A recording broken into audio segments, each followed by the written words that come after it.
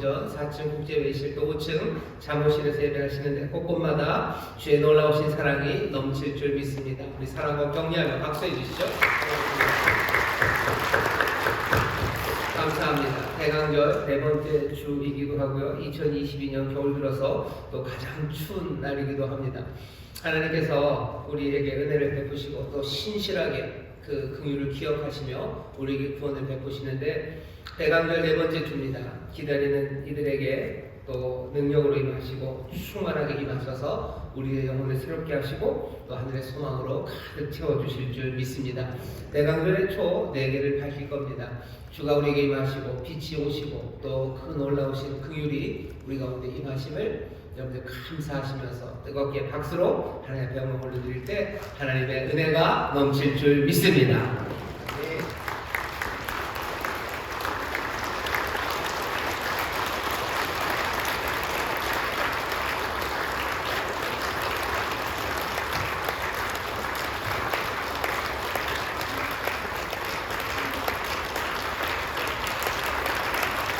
뜨겁게 감사하고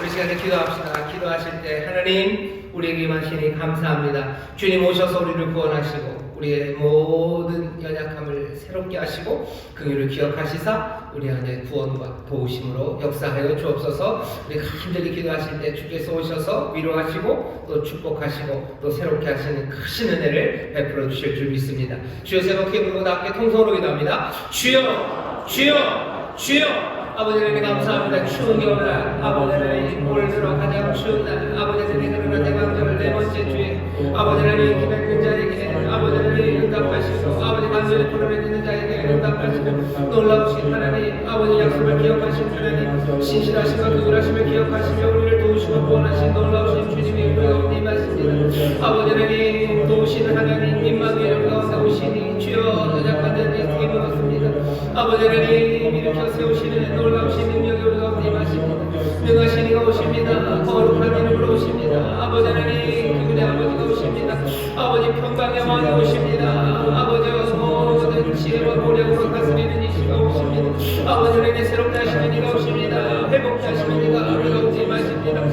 주여 이 대강절 아버지 하나님 문제를 가지고 오셨던 아버지들 아버지 하나님 해결하시는 이가 오시니 오 주여 임하사 역사하여 주시옵소서. 문제를 해결하시고 아버지 하나님 육체의 질병을 치유하시며 아버지 하나님의 삶의 여러 가지 문제를 풀어주시고 아버지 하나님 이기 소침한 자들에게 세임을 풀어주시고 아버지 하나님 소망이 없는 자들에게 소망을 지으시고 아버지 흔들리는 사람들과 아버지 하나님 지쳐 주저앉는 이들에게 다시 한번 믿음의 굳게 세우시고 아버지 하나님 하늘의 영원한 것들 아버지 하나님 빼앗기지 않는 소망을 우리에게 주십니다.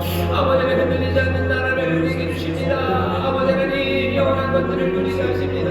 아버지 이 귀한 날 아버지 주 앞에 나를 예배하는 아버지 하나님 간구하며 기도하는 이들의 부르짖음을 응답하시니 주여 다시 한번 내 소망으로 채우시고 놀라우신 구원의 능력으로 아버지 이렇게 세워주시옵소서. 여러분이 잘된 것처럼 범사가 달리게 하신 것을 믿습니다. 아버지 연약한 자들의 삶을 붙잡아 주시고 아버지 하나님 갇힌 자들의 삶을 해주신 것을 믿습니다. 주님 빛으로 오시니 어둠이 떠나가는 줄 믿습니다. 주여 우리의 모든 것 되시는 주님이십니다. 우리의 소망이 되시며 우리의 기쁨이 되시는 주님이십니다. 우리의 힘이 되시고 우리의 승리가 되시는 주님이십니다. 주님 우리가 우리 임하시니 주여 이대한 절기가 우리 사랑하는 모든 성도들 다시 한번 주 안에서 꿈꾸며 아버지의 소망하게 하여 주옵시고 아버지 다시 한번 믿음의 꿈이 서게 하시며 아버지 우리에게 베푸시고 하시는 아버지를 다시 한번 감격하고 감사하는 아버지 하나님의 복된 하나님의 찬양을 내게 주옵소서. 아버지 하나님 감사함을 올려드리는 모든 기도에 하나님 응답해 주실 줄 믿습니다. 아버지 하나님 평강으로 내 마음을 지키시며 아버지의 귀하신 샬롬으로 내 삶을 풍성하게 하실 줄 믿사오니 아버지 그의 주린 자들을 아버지 하나님 가장 좋은 곳으로 배우게 하십니다. 주여 이 시간 놀랍게 응답하시며 가장 좋은 곳으로 응답하실 줄 믿사오니 주여 우리 아버지 베푸시는 신사랑과 아버지 하나님 그 풍성함을 모두가 누리는 아버지 하나님의 복된 자가 되게 하여 주옵소서. 성령님 주관하시옵소서. 성령님 운행하여 주옵소서. 오 주여 새롭게 거듭나는 생명들이 아버지로 서게 하실 주옵시고 아버지 하나님 하늘의 것을 누리는 복된이 되도록 성령님 역사하여 주시옵소서. 아버지 하나님 하나님의 영으로 충만하시며 아버지 그리스도의 영으로 우리를 채우시니 감사합니다.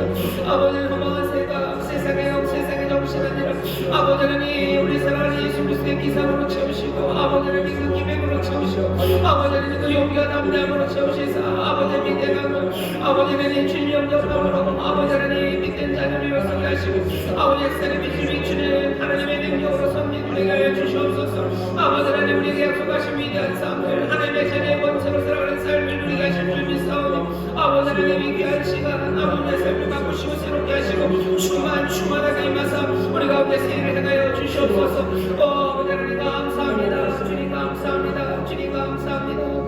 아버지 하나님 감사합니다. 대강절 네 번째 주 하나님의 자녀들을 사랑하시고 부르시고 우리 가운데 은혜로 임하시니 감사합니다. 간구와 부르짖음에 응답하시는 놀라우신 능력으로 임하시니 감사합니다. 능하신 하나님 거룩한 이름으로 오시니 또 우리를 긍휼히 여기시며 우리의 삶에 구원과 도움을 주시는 능력이 함께 하시니 아버지 약한 자들 새 힘을 얻게 될 줄 믿습니다. 아버지 병든 자들 치료받을 줄 믿습니다. 갇힌 자들 자유케 하시는 줄 믿습니다. 주여 빛으로 임하시니 어둠이 떠나갑니다. 아버지 빛으로 임하시니 아버지 임한 빛으로 또한 일어나 빛을 발하는 자들 되게 하여 주시옵소서. 우리의 힘과 능으로 아닙니다. 하지만 우리를 채우시고 넘치게 하시오니 주여 받은 은혜를 나누게 하시고 아버지 하나님 받은 기쁨을 나누는 우리 하나님의 귀한 자녀들을 되게 하여 주시옵소서. 오시사 우리의 삶을 변화시켜 하나님의 자녀의 권세로 살게 하실 줄 믿습니다. 아버지 하나님의 자녀의 의로움으로 살아가게 하시며 그 거룩함으로 살아가게 하실 줄 믿사오니 놀라우신 성령 거룩한 영이시여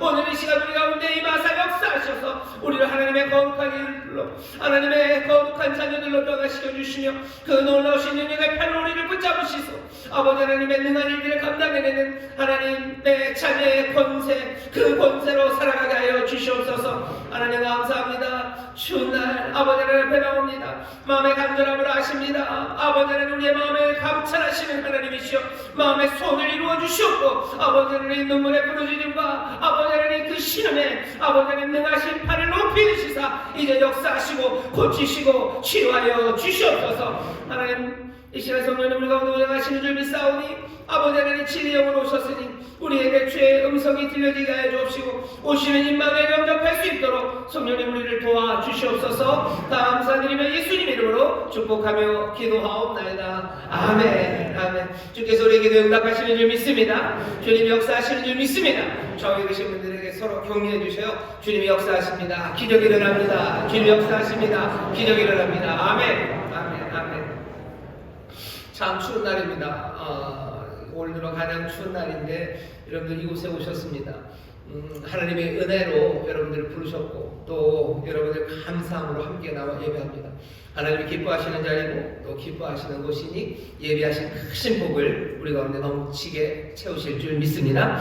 오늘 우리에게 주신 말씀 누가복음 1장 46절부터 55절 우리가 지난 3주 동안 계속해서 함께 또 읽고 묵상하며 은혜를 나눴던 마리아의 찬가를 우리가 전체를 본문으로 읽었고요. 그리고 설교의 제목은 복음을 만나면이라는 제목으로 말씀을 나누려고 합니다. 복음을 만나면이라는 제목입니다. 여러분들 마가복음 보시면요, 마가복음 처음에 보면요, 복음의 시작이다 그러면서 예수 그리스도 하나님의 아들 복음의 시작이다 라고 되어 있습니다. 그러니까 마가가 얘기하는 거 복음은 다른 게 아니라 예수 그리스도 하나님의 아들이 복음입니다. 임마누엘이 복음입니다. 하나님이 우리와 함께 하신다는 게 복음이죠. 왜냐하면 하나님이 거룩하신 분인데 우리와 함께 하셔요. 어떻게 거룩하신 분이 우리와 함께 하십니까? 죄 많고 그리고 악하고 온갖 마음의 생각들과 그리고 계획들이 정말로 하나님 보시기에 말도 안 되는 우리들에게 거룩한 하나님이 오셔요. 이건 분명히 복음입니다. 임마누엘은 복음이에요. 약한 자들에게 놀라운 능력의 하나님이 오셔요. 이건 복음입니다. 강한 사람들은 강한 사람들에게 가요. 강한 사람들이 약한 사람에게 올 때는 약한 사람들을 뺏으러 오는 거지 약한 사람들을 도우러 오시지 않아요. 하지만 임마누엘 약한 자들에게 오시는 능하신 이는 분명히 복된 소식입니다. 죄로 인하여 죽을 수밖에 없는 사람들, 죄로 인하여 스스로를 정말로 찢어놓는 이 슬픈 땅에 은혜와 긍휼의 하나님이 오신다는 것, 그것은 복음입니다. 예수 그리스도 하나님의 아들이 우리 가운데 함께 하신다는 임마누엘은 그래서 복음입니다. 때가 그는 임마누엘 우리와 함께 하시는 하나님을 기다리고 그래서 그 하나님을 만나는 시간이에요. 임마누엘을 만난다는 건 복음을 만난다는 겁니다.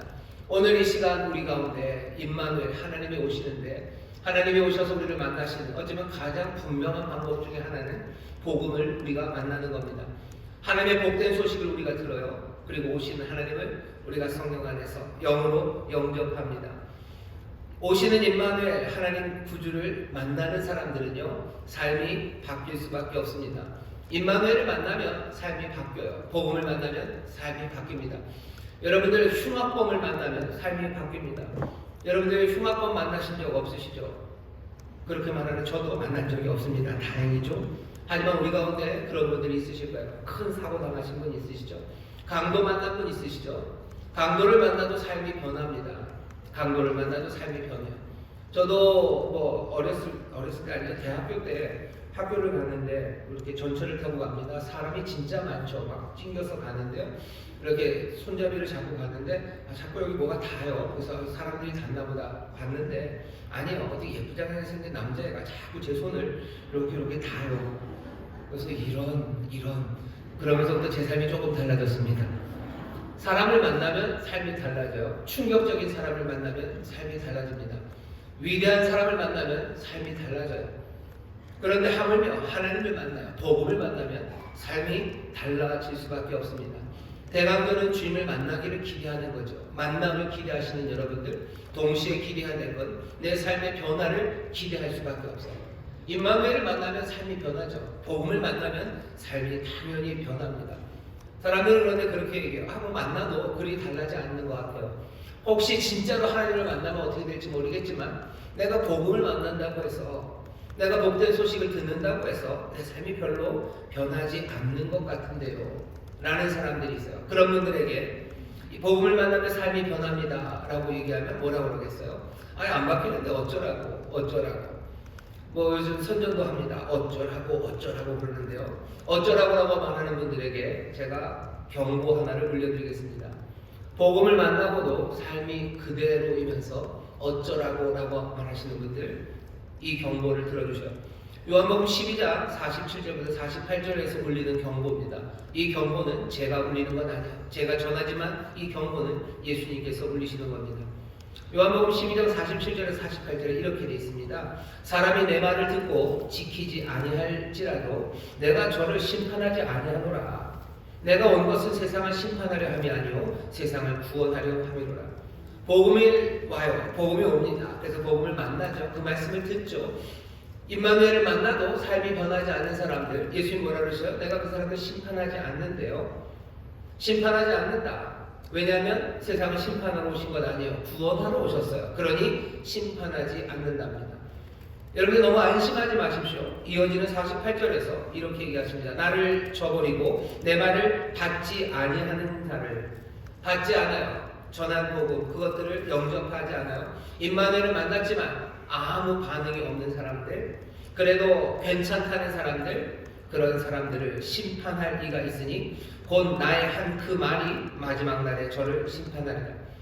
복음을 만나고서도 변하지 않은 사람들, 그 사람들 지금은 심판하지 않으셔요. 왜? 지금은 구원하러 오셨기 때문이요. 하지만 12장 48절에서 뭐라 그러셔? 복음을 다시 만나게 될 거랍니다. 심판하는 그날 복음을 다시 만날 거예요. 지금 만나서 내 삶이 변하지 않으면 다음에 만날 때는 얘기가 달라집니다. 지금 오시는 임마누엘, 우리와 함께 하시는 하나님을 만나서 내 삶이 변해야 되죠. 변해야 되는데 그렇지 않은 사람들, 다음에 오시는 임마누엘, 그 임마누엘을 만날 때는 얘기가 달라질 겁니다. 분명히 임마누엘을 만나면 삶이 바뀔 수밖에 없어요. 분명히 바뀝니다. 그대로일 수가 없습니다. 그러니 오늘 우리가 들어야 되는 것은 복음을 만난 사람들, 임마누엘을 영접한 사람들의 삶이 어떻게 변하는지 그 변화를 자세하게 한번 보고 싶습니다. 오늘 마리아를 다시 한번 볼 거예요. 왜냐하면 이 마리아가 어쩌면 우리가 얘기하는 이 기독교에 어쩌면 최초의 임마누엘을 체험한 사람, 정말로 최초로 가장 진하게 임마누엘을 체험하고 삶이 변화된 사람이기 때문입니다. 마리아가 도대체 복음을 영접하고 나서 복음을 만나고 임마누엘을 만나고서 어떻게 반응하는지 보셔요. 그러면서 야 우리도 그 복음을 만났을 때 이렇게 변화되겠구나 라고 확인해 보시고 그리고 그것들을 기대하시면 됩니다. 마리아가 우리에게 보여주는 건 전형이에요. 모범을 보여줍니다. 복음을 만나면, 예수님 만나면 이렇게 되는구나. 대강절 주님 만나기를 기대하시는 여러분들, 만나면 분명히 변할 거니 여러분들의 삶의 변화를 기대하시기를 주의 이름으로 축원합니다. 어떻게 변화되어 가나 한번 보셔요. 마리아의 삶에 일어나는 변화입니다. 복음을 만나면, 임마누엘이 오시면 이렇게 변화되기 시작합니다. 제일 먼저는요, 하나님이 나를 상관하시고 나에게 뭔가를 하신다는 것, 그것들을 깨닫기 시작해요. 하나님이 내게 오셔서 뭔가를 하신다는 걸 깨닫습니다. 오늘 마리아가 부르는 노래를 보셔요. 제가 다시 한 번만 좀 읽어보겠습니다. 48절부터 읽어보면, 능하시니가, 죄송합니다. 그 계집종의 비천함을 돌아보셨습니다. 보라, 이제부로는 만세 나를 복이 있다 일컬으리로다. 능하시니가 큰 일을 내게 행하셨으니 그 이름이 거룩하시니. 능하시니가 큰 일을 내게 행하셨어요. 뭔가를 나에게 행하셨어요. 내 삶은 이제 달라집니다. 그게 마리아가 복음을 만나고서 처음으로 드는 생각이에요. 우리도 마찬가지일 겁니다. 예수님 만나고 임마누엘, 하나님이 우리에게 임하시고 복음이 우리 가운데 영접되면요, 우리 안에 뭔가 일들이 일어나고 있음을 느끼게 됩니다. 하나님이 나를 상관하시는 거예요. 하나님이 나를 복 주시는 뭔가가 여기 지금 이루어지고 있는 거죠. 임마누엘이 오시면 가만히 있지 않으셔요. 임마누엘이 하시는 일을 여러분들 아실 겁니다. 임마누엘이 오시면 우리에게 생명을 주셔요. 우리를 거듭나게 하셔요. 우리를 어둠에서 빛으로 옮겨주셔요. 우리를 새로운 피조물로 만드셔요. 이 어마어마한 일을 임마누엘, 하나님이 우리에게 오셔서 하고 계시는데, 이 어마어마한 일이 벌어지고 있는데 우리가 그것들을 까맣게 모르고 무슨 일이 있는지 아무것도 모른다고 그렇게 말할 수 없습니다. 내 안에 무슨 일이 일어나고 있는 것 같아요. 하나님이 내게 어떤 일을 하시는 것 같다는 그 인식이 복음을 영접한 사람들, 임마누엘을 만난 사람들, 그 사람들의 삶에서 어쩌면 첫 번째로 나타나는 반응입니다. 그게 정확하게 뭔지 이해하지는 못해요. 하지만 그렇게는 말할 수 있어요. 내게 무슨 일이 일어나고 있다고. 내 삶이 지금 뭔가 동요하고 있다고. 내 안에 뭐가 꿈틀거리는 게 있고, 움직임이 있고, 생동감이 있고, 내 안에 뭔가 뜨거움이 있다고. 이게 뭔가가 있다고. 내가 뭔가를 느낀다고. 나를 기쁨으로 흔들어내는 뭔가가 내 안에 있음을 사람들은 인식합니다.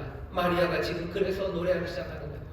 마리아가 노래합니다. 내 영혼이, 내 마음이 주를 드높이고 싶어요. 왜? 여기 뭐가가 지금 움직이고 있는 거죠. 하나님이 우리에게 관심을 보이시고 하나님이 우리에게 손 대시기 시작할 때 우리가 그걸 모를 수가 없습니다. 다는 몰라요. 왜? 하나님이시기 때문에. 하지만 뭔가가 움직이죠. 어떤 사람들은 그렇게 움직이는 뜨거움들, 생동감들, 그리고 내 안에 있는 이 뭔가의 동요, 이런 것들을 좋아하지 않는 사람들도 있을 겁니다. 어떤 사람들은 그것들을 기대하고 좋아하는 사람들도 있을 거예요. 하지만 둘 다 좋아하든 싫어하든 피할 수 없는 것은 뭔가 벌어지고 있다는 인식입니다. 싫어하는 사람들은 그렇게 생각하겠죠. 하나님 몰랐으면 좋았을걸. 그리스도를 몰랐으면 좋았을걸. 내가 교회 다니지 않았으면 좋았을걸이라는 마음이 들 수도 있어요. 왜? 지금까지 세상에서 하던 대로 그냥 사는 게 더 나을 것 같아요. 하지만 그렇게 생각하건 말건 간에 내 안에 뭐가 움직이는 것, 그건 부인할 수 없습니다. 내 안에 뭔가가 들어온 거죠. 그리고 동요되기 시작한 거죠. 여러분, 그게 무엇인지 여러분들은 아셔야 됩니다. 나를 처음 만드셨던 그분의 손이 지금 나를 새롭게 다시 만들고 계시기 때문이에요. 그 흙 진토로 사람을 만드셨던 그 손가락이 이제 내 안에서 나를 주무르기 시작하신 거죠. 그 손과 손가락이 나를 붙들고 빚어내고 있는 거예요. 그 움직임이 어떻게 움직이는지, 그 현란하고 아름다운 움직임을 우리가 다 알 수는 없습니다. 하지만 여기서 뭔가가 지금 움직이고 있는 거예요.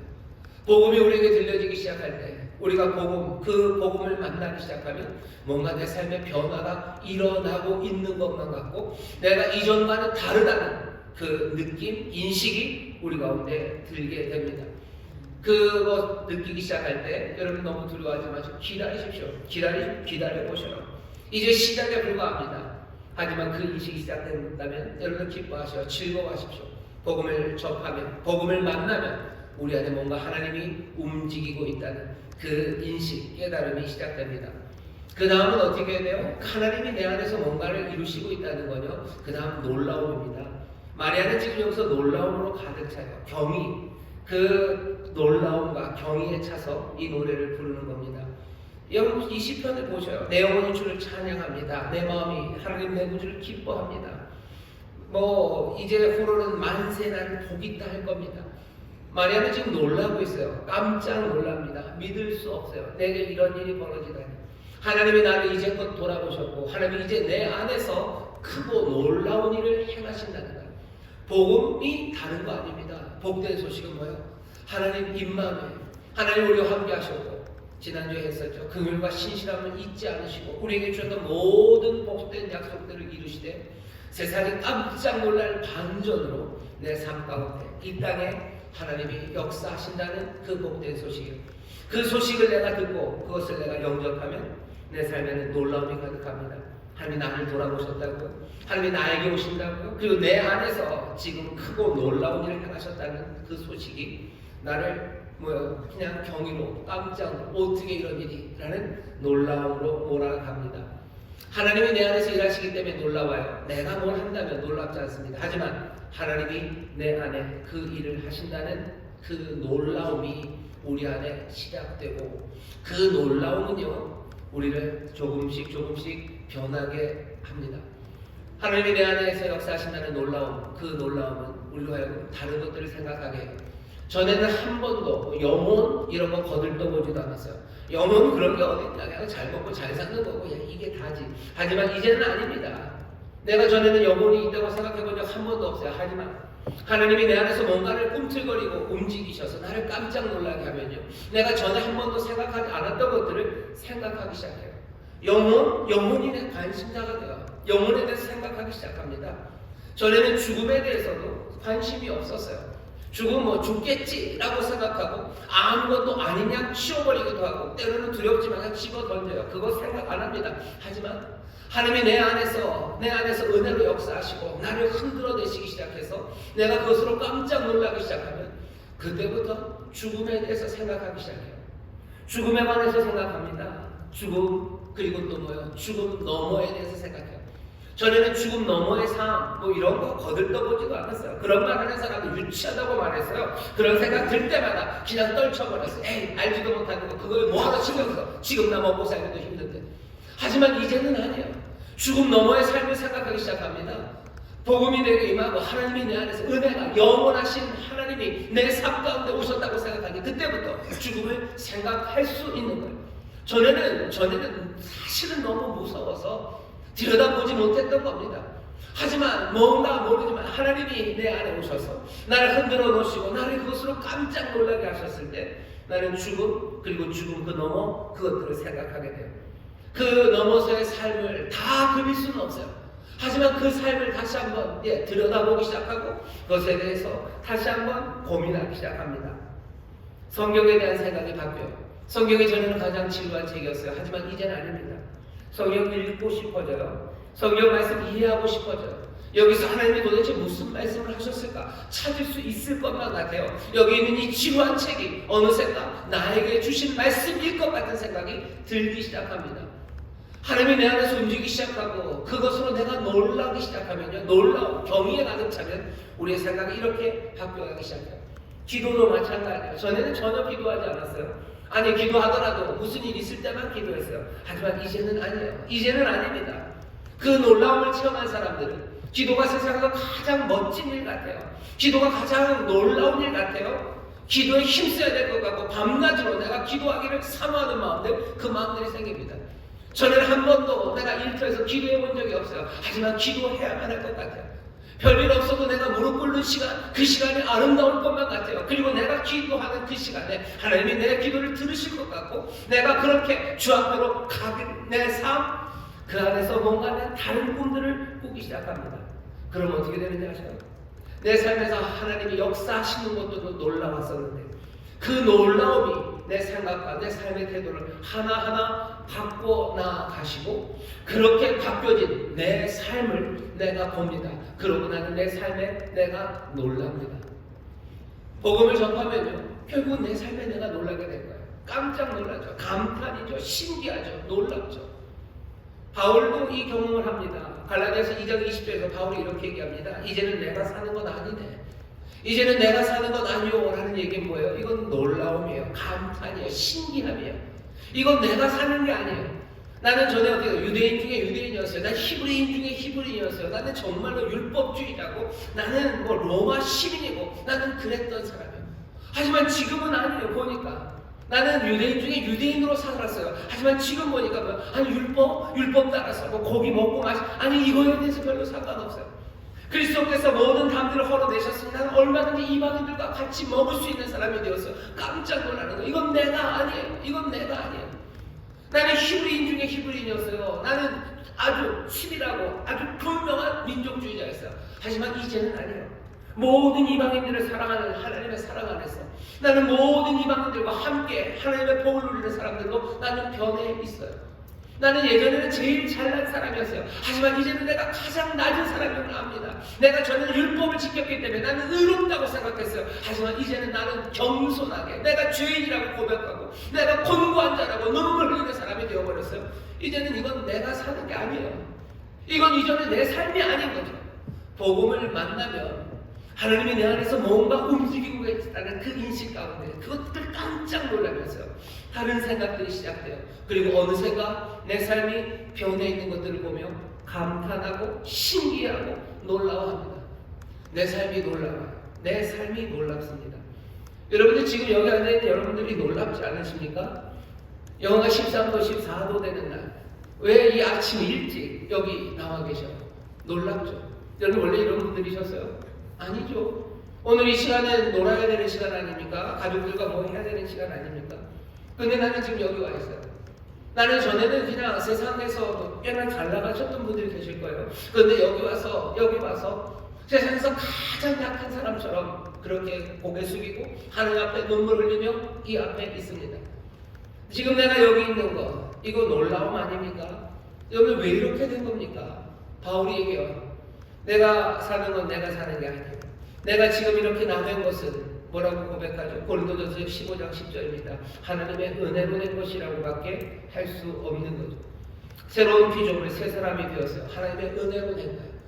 놀라움은 그 놀라움, 내 삶에 대한 놀라움에 대해서 뭐라고 고백해요? 하나님의 은혜로 내가 이렇게 되었다고.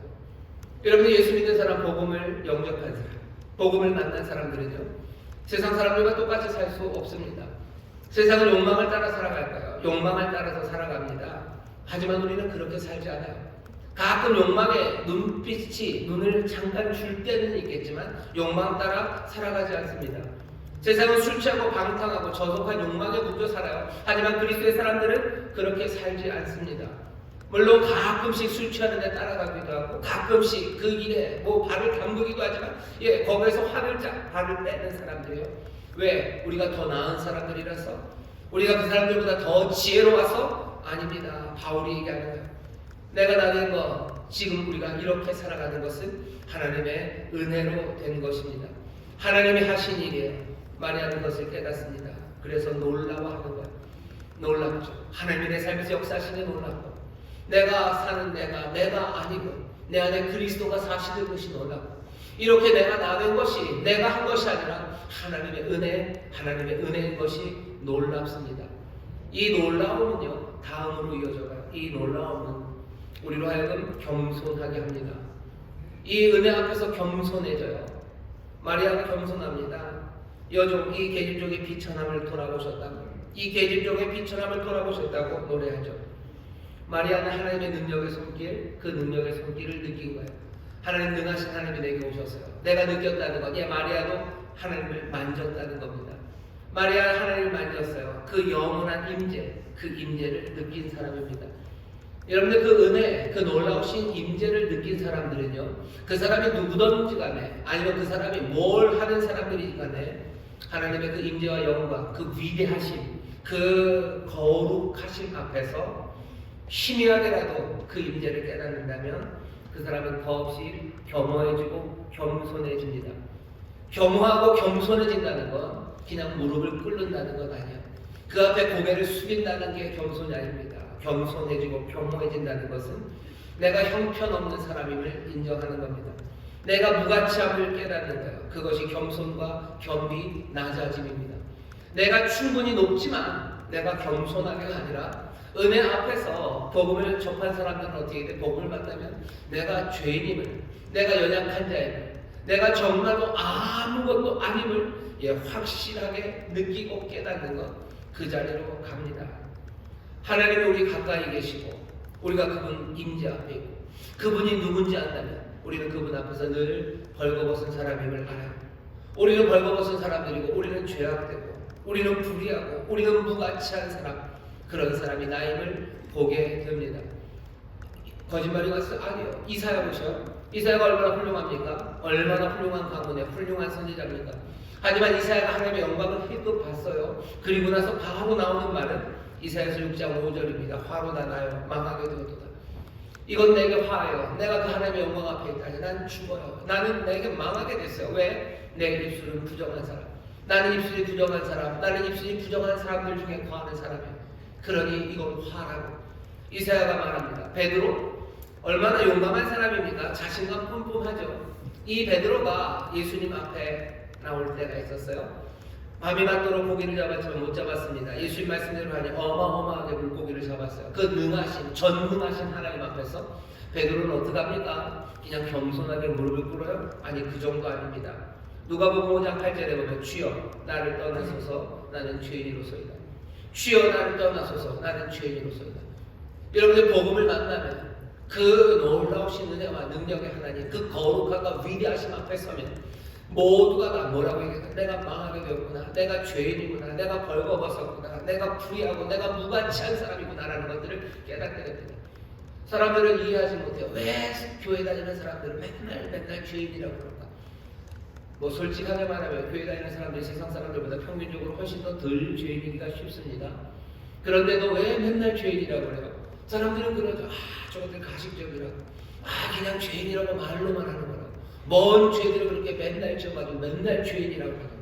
밖에 사람들만 그러는 건 아니에요. 교회 다니는 사람들도, 복음을 만난다는 사람들도 왜 날마다 하나님 앞에 나와서 죄인이라고 얘기하는지 이해를 못해요.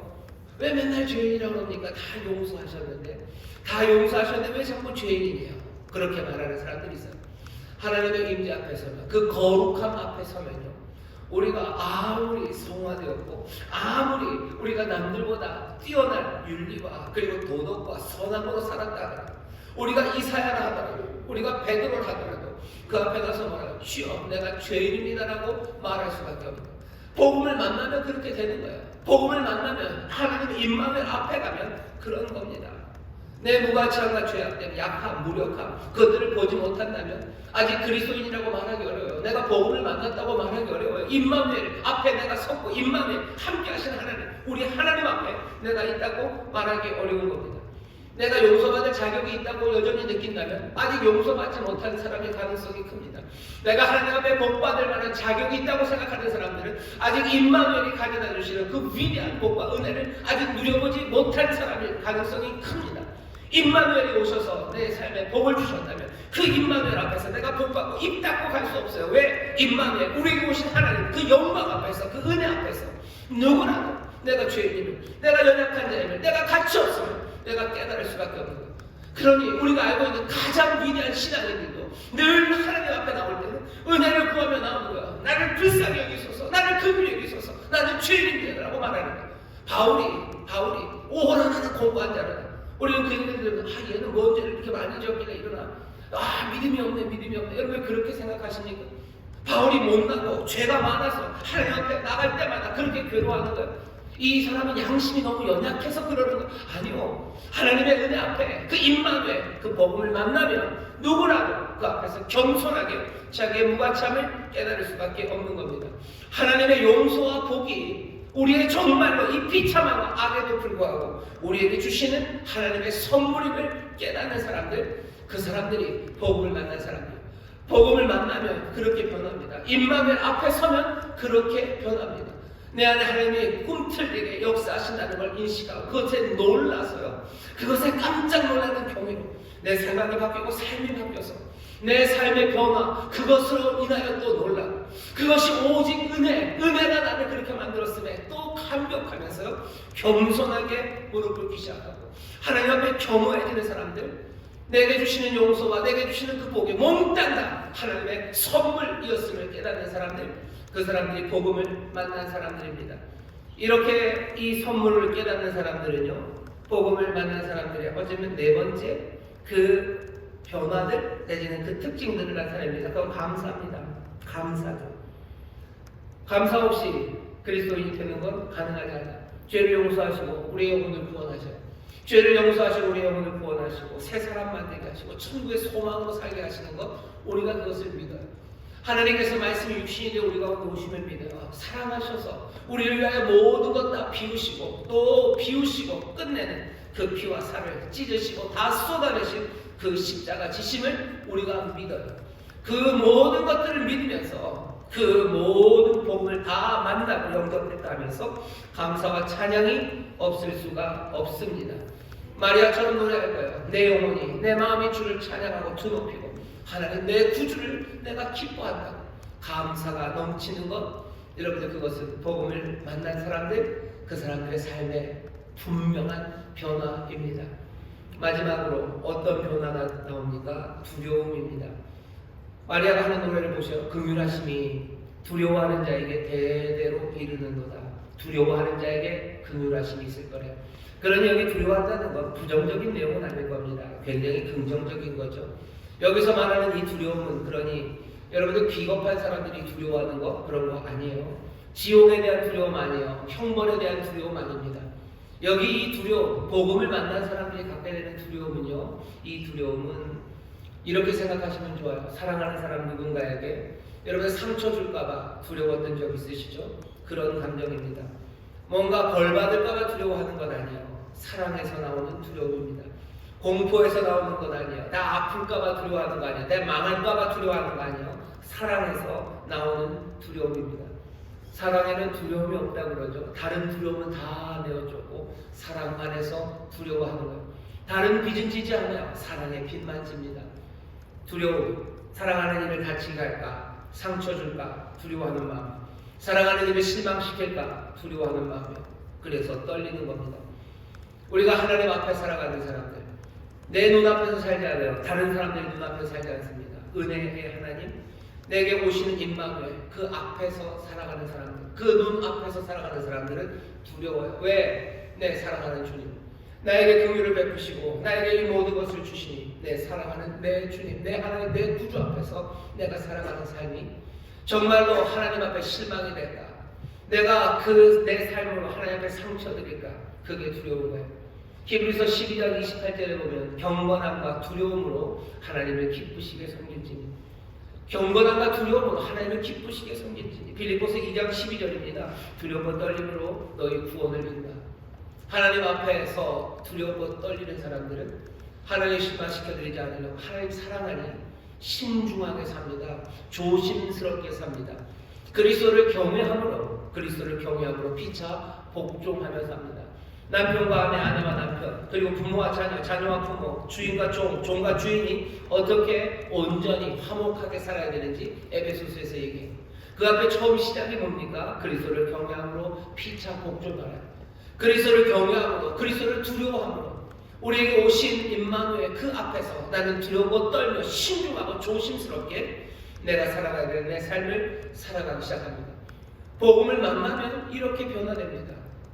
예수님 만나고 임마누엘 대강절이에요. 대강절 우리에게 오시는 주님 기대하셔요. 이 대강절에 복음을 만나고 주님 내가 영접하면 내 삶이 어떻게 변화될까? 여러분 그것들 기대하기 시작하셔요.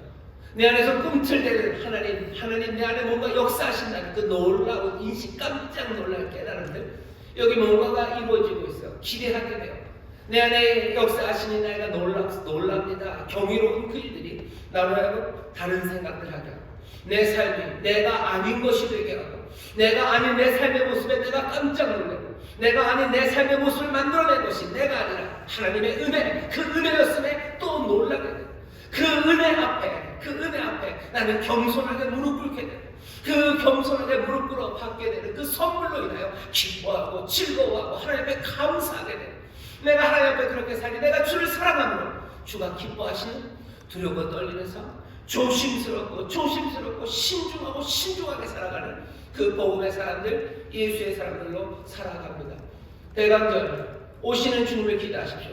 그리고 마리아처럼 이렇게 변화된 여러분들의 삶을 기대하시기를 주의 이름으로 축원합니다. 설교를 마치기 전에 여러분들 그냥 보낼 수 없어요. 왜? 여러분들 중에 꽤나 많이 지금 순식간에 불행해지신 분들 계셔요. 왜 불행해졌어요? 설교를 쭉 들었는데 내 얘기 아니에요. 남 얘기예요. 그죠? 번민이 생기시죠. 내 얘기 아닌데 그러면 나는 복음을 안 만난 건가? 그런 건가? 내가 예수님 못 만난 건가? 그런 건가? 에이, 그런 건가 보다. 갑자기 불행해지신 분들 그냥 제가 보낼 수 없습니다. 무책임하죠. 여러분들에게, 그런 분들에게 말씀드립니다. 여러분 혹시라도 이 과정 5개가 나랑은 전혀 상관없는 분, 뭐 가본 적도 없는 분, 어떤 분들은 전에 내가 그랬었다는 게 새록새록 떠오르는 분, 그분들 복 있습니다. 아니 그게 지금 바로 나를 설명하는 겁니다 하는 분들, 여러분들 복 있습니다. 하지만 이게 내 얘기가 아닌 것 같은 분들, 여러분들 격려 받으셔야 돼요. 마리아도 처음에 이 놀라운 복음을 만나고 가브리엘이 그 소식을 전했을 때 마리아가 어떻게 했는지 아시죠? 어떻게 이런 일이 나에게 일어납니까? 그 가능성을 부인합니다. 어쩌면 여러분들도 지금 거기 있는지 몰라요. 마리아는 자기에게 말하는 사람이 가브리엘 천사냐는지 몰라요. 하나님이 지금 기적의 일을 행하시는 것, 초자연적인 일을 행하시는 것, 놀라운 영적인 일을 행하시는 것에 대해서 처음엔 몰랐습니다. 어찌 이런 일이 있냐고 얘기해요. 지금 우리가 만나는 이가, 지금 우리 가운데 펼쳐지는 이 일이 여러분 하나님이 하시는 일입니다.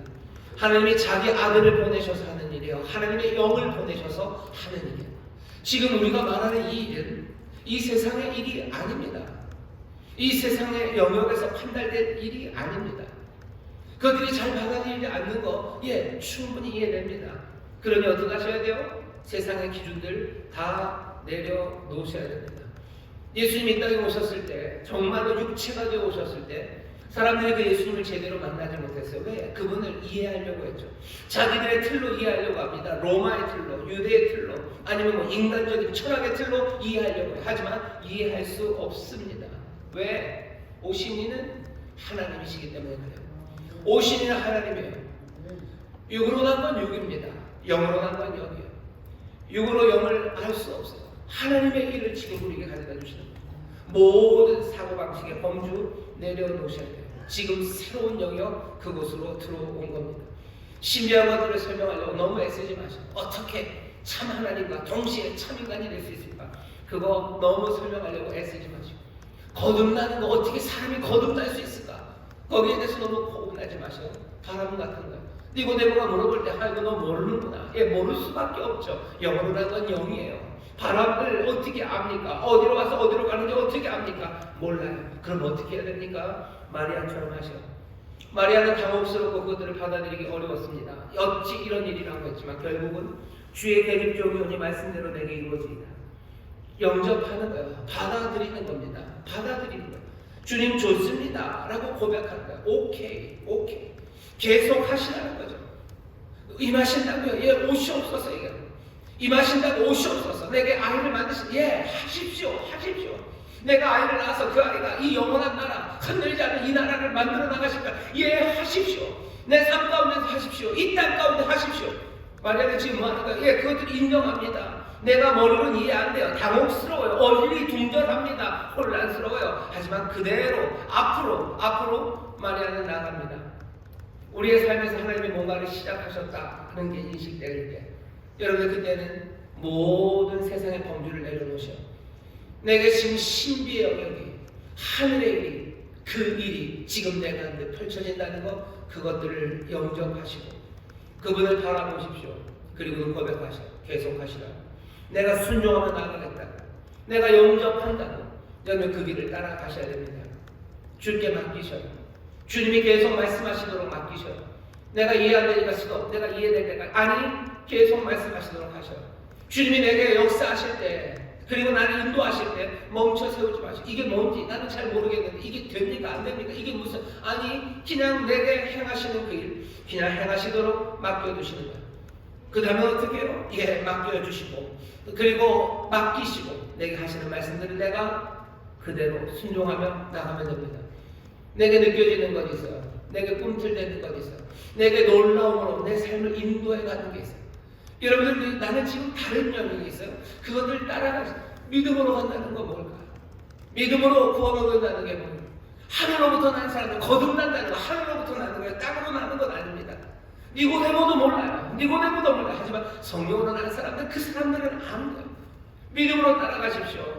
당황스럽고 혼란스러워도 내게 주시는 바 그 말씀들을 하나하나 계속 따라 나가기 시작한다. 하나님이 우리 가운데 일하기 시작하셨다. 하나님을 믿으십시오. 하나님께서 우리에게 시작하신 선한 일을 예수 그리스도의 날까지 온전히 이루겠다고 하셨어요. 모든 것들을 합력하여 선을 이룬다고 하셨어요. 사람을 보내시기라도 하실 거고 어쩌면 때리기라도 하실 거고 뭐라도 하셔서 하나님이 이루어가실 겁니다. 그것들을 믿고 나가셔. 그러면 어떻게 돼요? 우리가 말했던 이 아까의 그 복음을 만났을 때의 변화들, 내 삶에 놀라움이 채워지기 시작해요. 놀랍죠. 하나님이 행하시는 일을 내가 보기 시작하면 놀랍니다. 그리고 그것이 내 삶에 만들어낸 변화를 내가 아닌 것에 놀라기 시작할 거고, 내가 아닌 내가 된 것이 내 의지와 내 결단이 아니라 하나님의 은혜였음에 또 놀라게 될 거고, 그 놀라우신 은혜 앞에서 나는 정말로 겸손하고 겸허하게 낮아지기 시작하고, 그 가운데서 또 찬송하기 시작하며 두려움과 떨림으로 신중하게 조심스럽게 삶을 살아가는 우리의 삶, 그 삶을 내가 살아가 그 모든 일들로 예수 그리스도 우리에게 오신 임마누엘 하나님의 놀라우신 은혜와 긍휼, 그것에 영광 올려드리는 삶을 살게 됩니다. 나의 나된 것은 내가 한 것 아니고 모두 다 하나님이 하신 은혜라고 고백하면서 복음을 만나 정말로 복음을 만나서 변화된 내 새로운 삶을 내가 누리고 세상에 나누며 살게 됩니다. 말할 수 없는 선물을 주신 하나님, 또 그 은혜와 긍휼을 기억하시며 우리를 도우시고 세상을 뒤집어 놓으시는 놀라우신 하나님, 그 하나님이 우리에게 오십니다. 여러분, 그 하나님 영접하시면 어쩔 수 없어요. 우리의 삶은 놀랍게 변합니다. 이 대강절 그 주님을 만나시고 이 대강절 그 놀라운 변화된 삶의 꿈들을 꾸시는 여러분 되시기를 주의 이름으로 축원합니다. 기도하겠습니다. 하나님, 복음 만나면 삶이 변합니다. 임마누엘 만나면 삶이 변합니다. 성령님, 우리로 정말로 임마누엘 만나는 그 자리에 서게 하시고 그 삶의 변화, 성령님 우리와 동행하셔서 온전하게 더 충만하게 하나님 그 삶의 변화를 누리며 크게 찬송하는 하나님의 자녀들 되게 하여 주시옵소서. 감사드리며 예수님 이름으로 축복하며 기도하옵나이다. 아멘. 이제는 통성으로 기도하실 때 성령님 우리를 도우셔서 이 변화의 삶을 살아가게 하여 주시옵소서. 성령님 우리를 도우셔서 믿음으로 주를 영접하며 나가게 하여 주시옵소서. 성령의 충만함과 보혜사 성령님의 도우심을 구하며 성령 충만 받기를 주여 세 번 기회 부르시고 통성으로 기도하겠습니다.